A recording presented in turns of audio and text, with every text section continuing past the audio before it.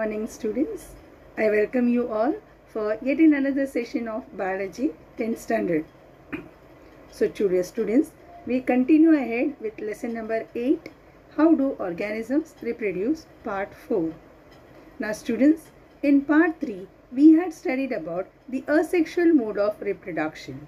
Now in that asexual mode of reproduction, students, we studied about the vegetative mode of reproduction in case of plants. We studied which are the vegetative part, that is the root, stem and the leaves, and we studied the reproduction in case of potato, that is a stem tuber, and we studied in case of bryophyllum the reproduction is by means of leaves. We also studied about the artificial type of vegetative propagation or vegetative reproduction like cutting, grafting, layering. We also studied the reproduction in case of fungi by the formation of spores. So students, in today's session, we will be studying about the sexual reproduction in case of plants. Okay, so let's study about sexual reproduction. Now there are certain characters for sexual reproduction, so that let us discuss. Now in sexual reproduction, we require two parents, that is a male as well as female, to produce an offspring. Offspring means children, okay, of its own kind. For example, a bull alone cannot produce new cows. It needs a cow. A female sheep alone cannot produce new ones. It requires the help of a male sheep to give the male gamete, that is the sperm. Now, sexual reproduction takes place in case of both plants as well as animals. Today, we will study about the sexual reproduction in case of plants. Now, sexual reproduction in case of plants. Now, in case of plants, in the previous session, students, we already learned that the vegetative parts includes the root, the stem and the leaves. So, these three are the vegetative part. Then which is the reproductive part? The reproductive organ of a plant is nothing but the flower. The reproductive part of the plant is nothing but the flower. It is a flower which is the organ of reproduction. Flowers are produced by a plant for the purpose of reproduction. Now, to understand how the flower will help in reproduction, we have to study about the different parts of a flower. So, we will study about the different parts of the flower. The different parts of the flower is also called as the whorls of the flower. Whorl, W-H-O-R-L-S, whorls of the flower. So either we say whorls of the flower or we say parts of the flower. So now I just explain you with the help of the diagram and then we will see the writing part. Okay. So now this is the section of a flower. Now in the section of the flower, can you see this part, green colored part here, outermost green colored part? Now this outermost green colored part is called as the calyx. Collectively, calyx, when I say, the calyx is a collective term. Calyx is a collective term. Now, a calyx is made up of individual structures which are called as sepals. So, how many sepals can I see here? I can see two sepals in this diagram. Right now, in the section, I can see two sepals. Sepal number 1 and sepal number 2. So, calyx is the outermost roll of the flower. The individual members of the calyx is called as the sepals. What are the function of the sepals? You can see the sepals are green in color. Being green in color, it will help in photosynthesis. At the same time, the sepals provide protection to the flower in bud condition. All of you know the bud appears like this and the bud is green in color. The green color of a bud is because it is covered by calyx from all the sides.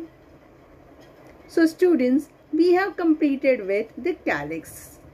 Now we are going to study the next part of the flower, and the next part of the flower is called as the corolla.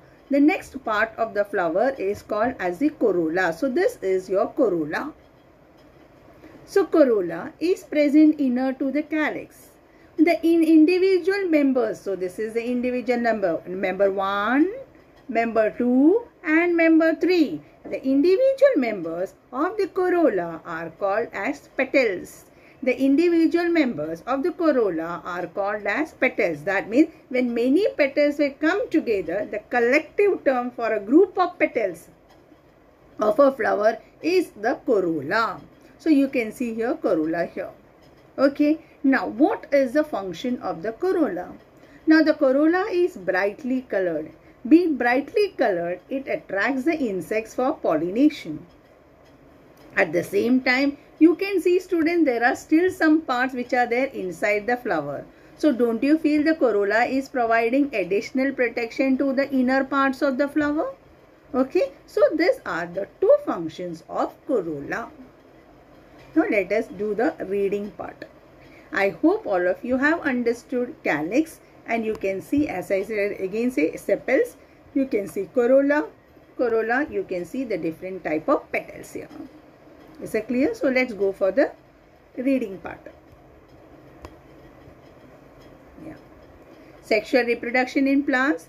Flower is the organ of reproduction in case of higher plants. Now parts of a flower. We see the parts of the flower. Part number 1, that is a calyx. Calyx is the outermost part of the flower. It is made up of sepals. Sepals help in photosynthesis and provides protection to the flower in bud condition. These are the functions. Corolla. Corolla is present inner to the calyx. It is made up of petals. Function of the petals. The petals attracts the insects for pollination and provides protection to the inner whorls of the flower. Whorls of the flower mean parts of the flower. Inner part you have seen. Okay. Now let us move to the next slide.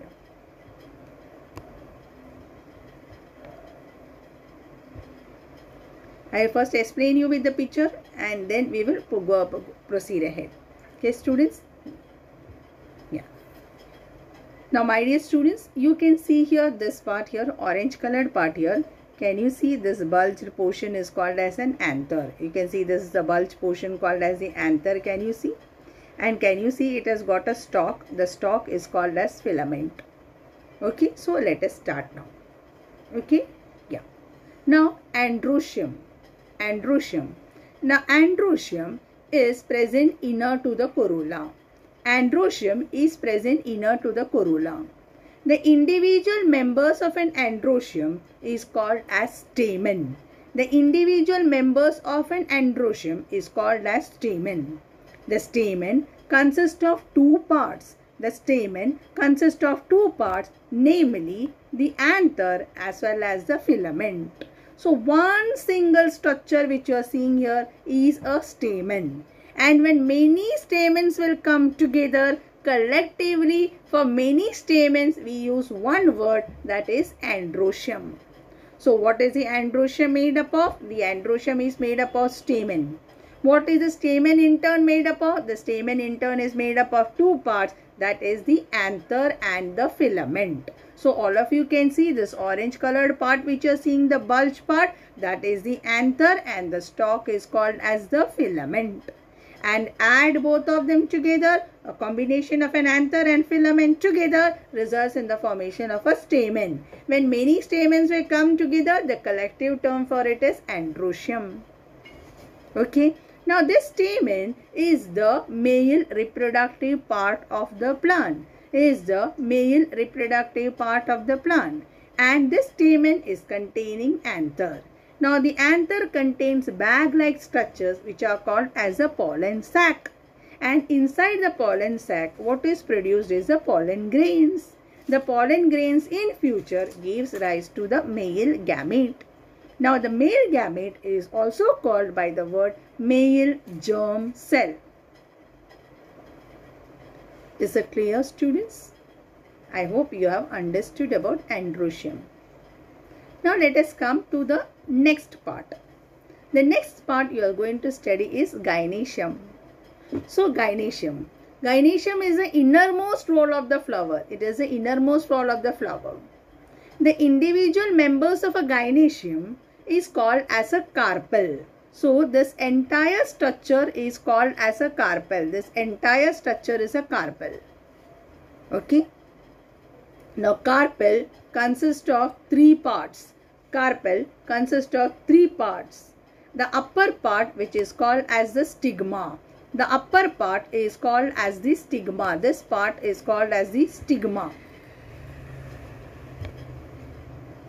This part is called as the stigma. Now you can see a tubular structure, a canal-like structure, tubular canal-like structure. Like tubular canal-like structure is called as the style. Can you see the base here, swollen base over here? The swollen base over here is called as the ovary. So a carpel basically consists of how many parts? 3 parts. Namely what? Stigma, style and ovary. The carpel consists of 3 parts. The stigma, the style and the ovary. Now inside the ovary what is present? The ovules are present. Inside the ovary what is present? The ovules are present. What does the ovule contain? The ovule contains the female gamete or the female germ cell. After the process of fertilization, the ovary gets converted to form a fruit, whereas the ovule gets converted to form a seed. Okay, so gynoecium is made up of carpel. A carpel is in turn made up of 3 parts: stigma, style and ovary. The basal swollen part is called as the ovary.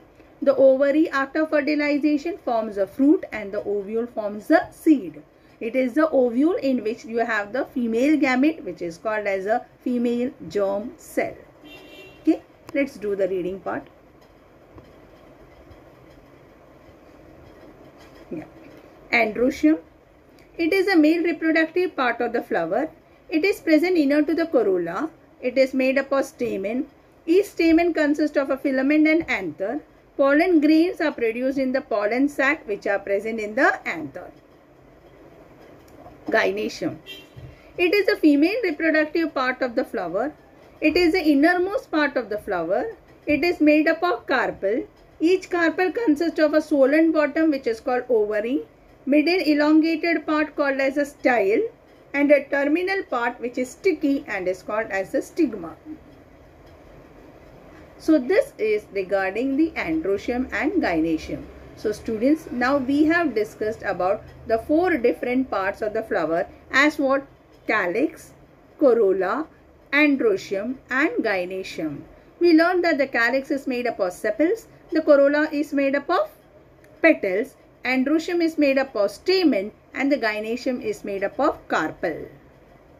Okay, the male part of a flower is called as the stamen and it is collectively many stamens together will be called androecium. The female part of the flower is called gynoecium and gynoecium is made up of individual members which are called as carpel. Many carpel together, a single word collective term, you call it as gynoecium. Okay, so we have completed the 4 parts of a flower as calyx, corolla, androecium and gynoecium. Now students, let us go for 2 definitions. Definitions, there can be 2 types of flower. One type of flower is called as a unisexual flower. Unisexual, either male or it can be female. The flowers are called unisexual when it either contains a stamen or a carpel. Suppose if a flower is containing only stamen, then that is a male flower. Such a male flower is called as a staminate flower. Whereas if a flower is only containing gynoecium, then it is a female flower. A female flower is called as a pistillate flower. Such unisexual flowers as male and female is found in plants like papaya and watermelon. Now let's go to the next definition, that is bisexual flowers. Now the flowers are called bisexual when it contains both the stamen and the carpel. So you can see here it is containing the stamen and here it is containing the carpel. So since both the sex organs are there, the male sex organ and the female sex organ both are present in the same flower, such a flower is called as a bisexual flower. Example of a bisexual flower is hibiscus and mustard.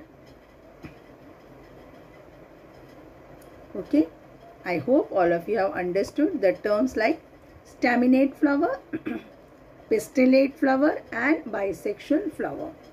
Staminate flower when only the androecium is present. Androecium is present. Pistillate flower when only gynoecium is present. Bisexual flower, androecium and gynoecium both are present. So these were definitions.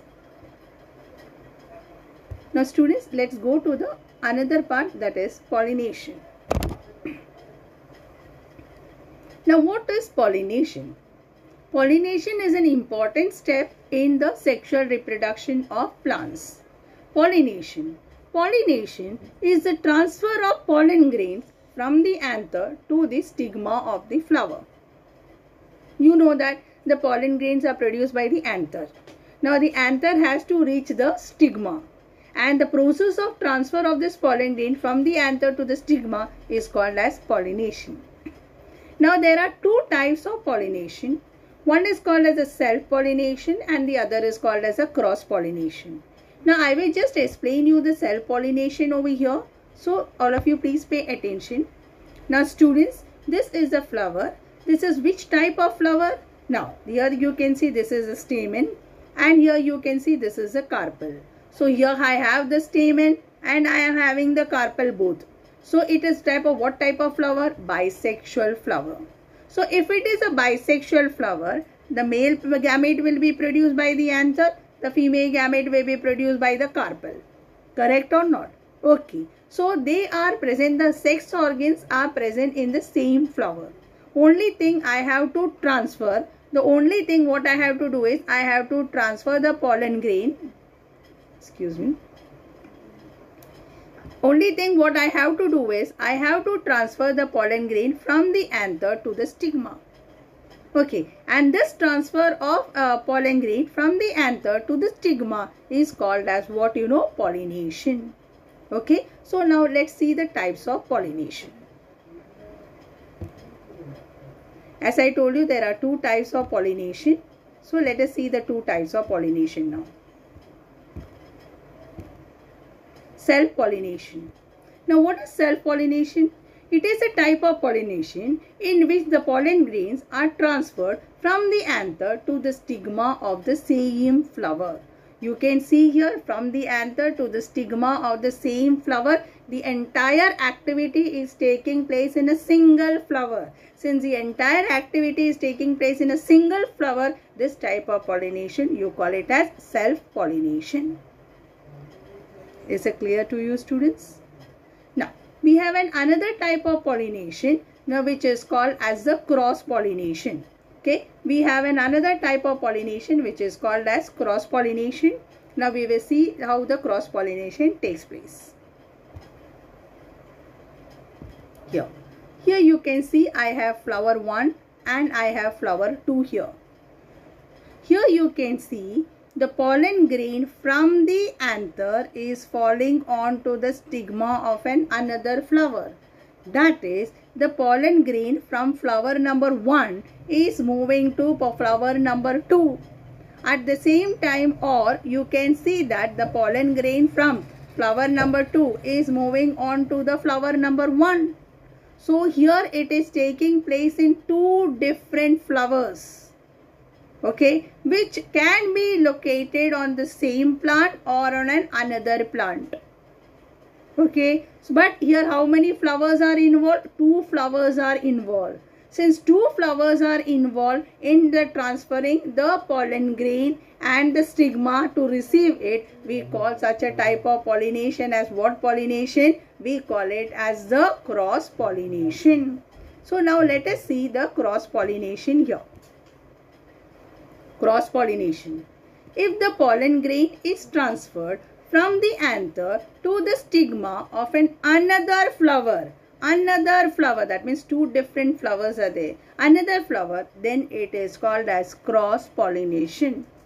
Now, to transfer this pollen grain from the anther to the stigma of the flowers, I require some agents, and these are called agents of pollination. Now students, here you can see I have shown one agent of pollination, that is honeybee.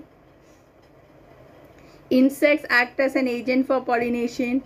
Air, wind. Air means wind acts as an agent of pollination. At the same time, water acts as an agent of pollination. Okay. So, in cross-pollination, we require agents to transfer the pollen grain. These agents are called pollinating agents. Wind, water and animals like insects are some of the pollinating agents.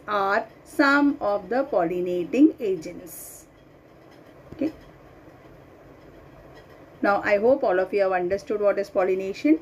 It is a transfer of pollen grain from the anther to the stigma of a flower.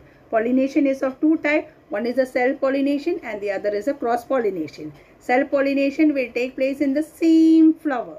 Okay, whereas cross-pollination will take place in two different flowers. Self-pollination, pollen grain from the anther will fall onto the stigma of the same flower. But in cross-pollination, the pollen grain from the anther falls onto the stigma of another flower. For cross-pollination, we require agents for pollination, that is wind, water and some animals like that of insects.